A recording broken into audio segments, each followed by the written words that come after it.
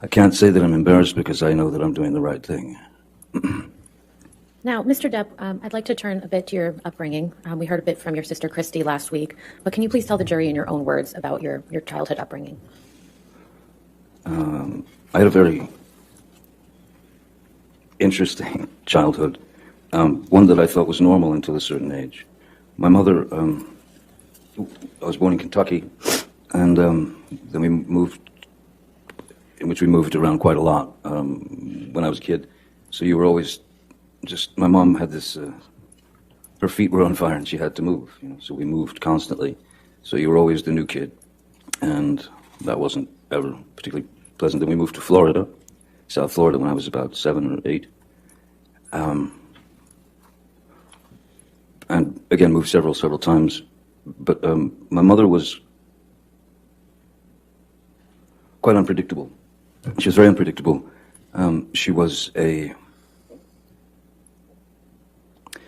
She had the ability to be as cruel as anyone can be with all of us. That is to say, my sister Christy and my brother Danny and my sister Debbie, and also my father.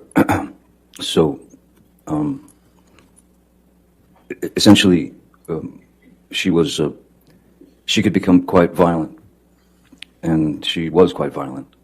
And she was quite cruel, and though there was physical abuse, certainly, which could be in the form of an ashtray being flung at you, that hits you in the head, or you'd get beat with a high-heel shoe, or a telephone, or whatever's handy.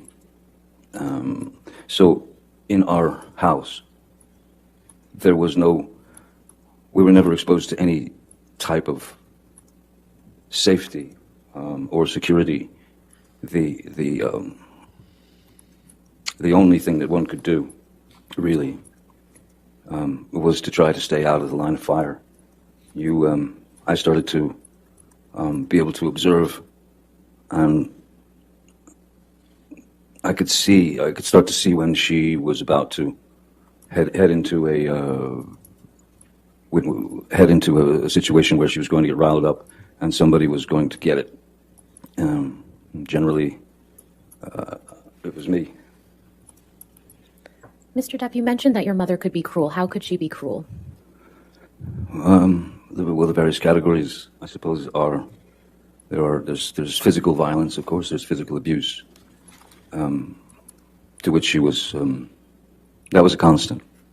That was just a constant, We were all somewhat shell-shocked, even if she just walked past us, you'd sort of shield yourself because you didn't know what was going to happen. Excuse me. And so there was the physical abuse, which was a constant. There was quite a lot of verbal abuse. There was quite a lot of name-calling and bullying, making fun of whatever defect, one might have. If my brother wore glasses, so of course he was four eyes, and his teeth were messed up in the front, so he was buck-toothed as well. My sister Christy, which this is such a hideous psychological play. My father's parents were quite refined. My mother comes from Eastern Kentucky, which is where you grow up in shacks and hollers, And my mother despised my father's parents, and my grandmother's name was Violet, and every now and again you would hear my mother just scream across the house, "Come here, Violet, get in here, Violet." And Christy, my sister, knew very well that was a deep cut, psychologically, emotionally, but we had to take it. I mean, you just had to take the pain. I was born with it was a very rare thing in my eye, as the back of the lens is spherical, normally is spherical, so this eye isn't normal. This eye, I was born with a more conical lens, so my brain never learned to see out of my left eye, and they noticed when I was about 3, 4, 5, 3, 4, that I had a lazy eye, a wandering eye, and she would call me cockeye, one eye, anything she could get to demean, humiliate. I even had to wear an eye patch on my good eye to strengthen my bad eye, so that it would cease to wander. But it was exercising the muscles of the eye, though the brain had never learned to see. So I still, my vision in my left eye is, I'm legally blind in my left eye. But so yeah, the verbal abuse, the psychological abuse was almost worse than the beatings, because the beatings were just physical pain, and the physical pain you learn to deal with, you learn to accept it, you learn to deal with it. But the psychological and emotional abuse, that's what kind of tore us up, I think. What about your father? What was he like? My father was a very kind man. In fact, my father's still alive. He's a very kind man. He's a very quiet man. In fact, he's very shy. Not a confrontational person in any way. And when Betty Sue, my mother, would go off on a tangent toward my father, and of course in front of the kids it was no matter to her. He amazingly remained very, very stoic, and never, as she was rationing him with horrible things, he stood there and just looked at her while she delivered the pain, and he swallowed it. He took it. There was never a moment when my father lost control and attacked my mother or hit my mother or even said a bad thing to my mother. The things that I witnessed there were a couple of times when it got too far, that I could see his eyes welling up as he was staring at her, saying nothing. And then the most that he would do is he would punch a wall. I once saw him punch a wall and shatter his hand because it wasn't drywall. It was proper concrete and steel wire and rebar and things of that nature. And but still, never touched her, never argued with her. He remained a gentleman. And to me, as a 5-year-old boy, I kept thinking to myself, I kept wondering why does he take it? How does he take this? And why doesn't he leave her? But he didn't. He was able to maintain his calm and his composure. He was able to maintain his relationship with his children. He was a good man. He is a good man. You mentioned that you saw your father punch a wall. How many times did you witness that? I mean, out of, I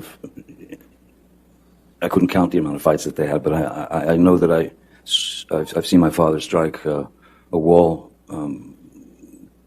2 or 3 times tops. Once when he broke his hand, but yeah, 2, 3 times at tops. Was your father ever abusive to you or any of your siblings? No, my father was not an abusive man. At the same time, my father was also, to some degree, at the mercy of Betty Sue, because if he argued with what she wanted done, that would just turn into another barrage of hatred towards him. So I can remember my father coming home from work, and maybe I'd gotten a bad report card, or maybe I'd gotten in trouble at school, or something like that. And my father would arrive home from work, and the first thing she would say was, "John, take him out there. He gets the belt. Give him the belt."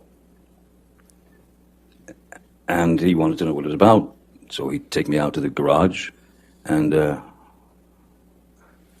never forget this white, thick leather 1970s era, thick leather white belt that he would take off, and then he would commence to inflict the punishment on me. But interestingly, there was one time when my father, I kept telling him I didn't do this. It was another incident. I kept swearing to him that I did not do what my mom had said that I'd done. But he went through with the punishment anyway. And then, not long after, he found out that I had been telling the truth and that I hadn't done what my mom had said that I'd done. And he came to me and apologized to me for having gone through with the whipping, with the belt.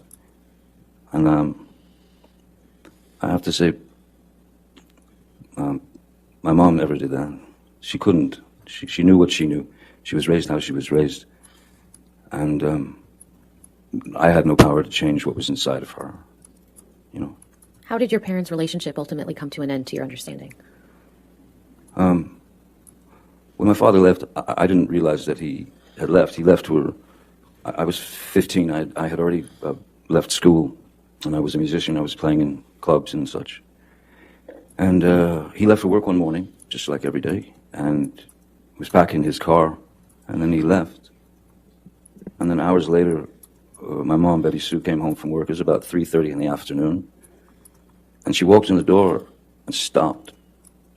And just looked around like she felt something. And I said, "What's wrong?" She said, "Your daddy's gone." I said, "Well, yeah, I seen him leave for work this morning." She said, No, he's gone. And she ran into their bedroom and into their closet, and I followed her, and she opened the door, and there was his rack of clothing and all his belongings were gone. And she was quite upset. And I took her car and drove to my father's work. And I sat down in front of him at 15, and I said, "Listen, it seems as though somebody stole all your clothes out of the closet." And he said, "Yeah." He said, "I'm done. I can't do it anymore. I can't live it anymore. You're the man. You're the man now." And those words didn't quite sit well with me. I didn't feel like I was ready to hear those words, but that's what I got. Then my mom went into a very, very dark place, a very deep, dark depression, as you can imagine. And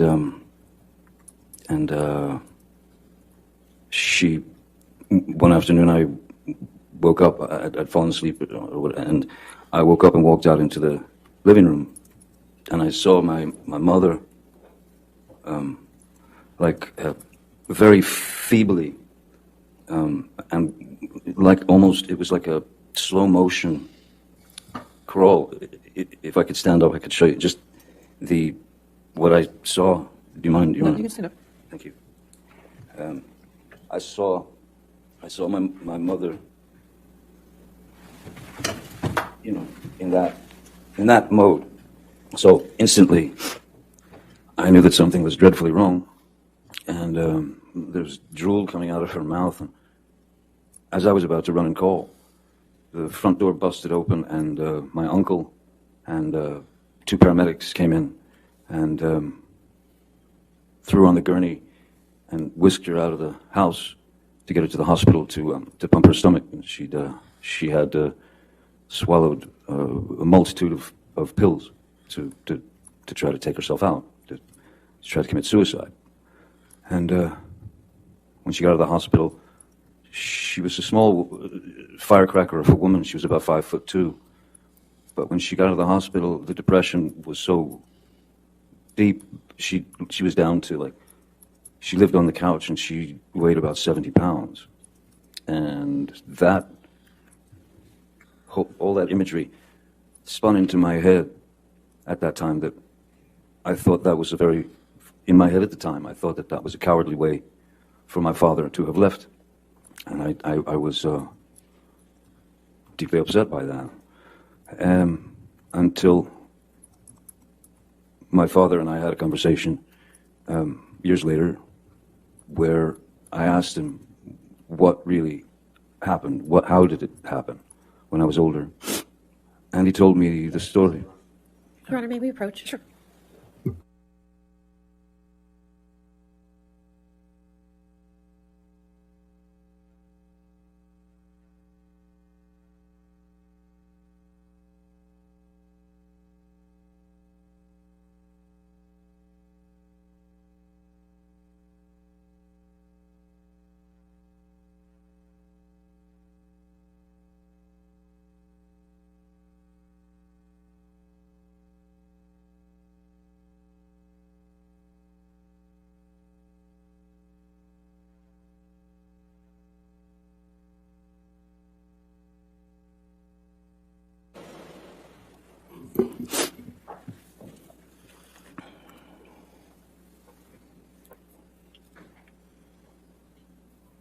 Mr. Depp, how did you feel about your father when he left?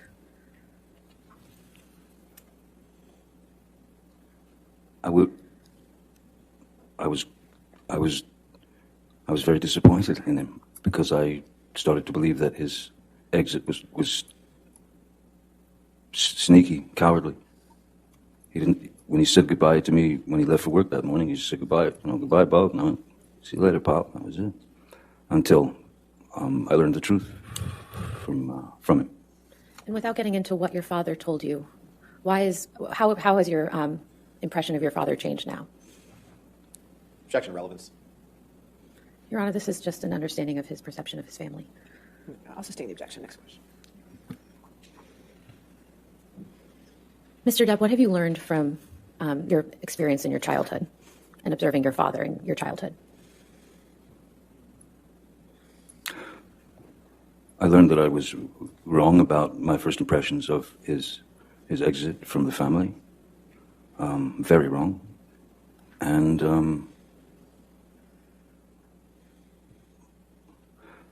I'll tell you one thing that I learned that was one of the best lessons I believe I've ever learned in my life, ever could learn in my life, was based on my experiences as a child and what I'd seen and experienced. I knew exactly how to raise children. When my girl Vanessa got pregnant, I knew exactly how to raise children, which was to do the opposite of what they did, of what Betty Sue did. Never raise your voice in front of the children, never. Screaming out the word no to them. I never wanted to tell my kids no. I wanted to tell them that, I wanted to show them that there were options. You don't have to stick the coat hanger in the electrical socket. Saying no is an abrupt thing, but to talk to them and say, if you understand the repercussions of something, then you won't go there.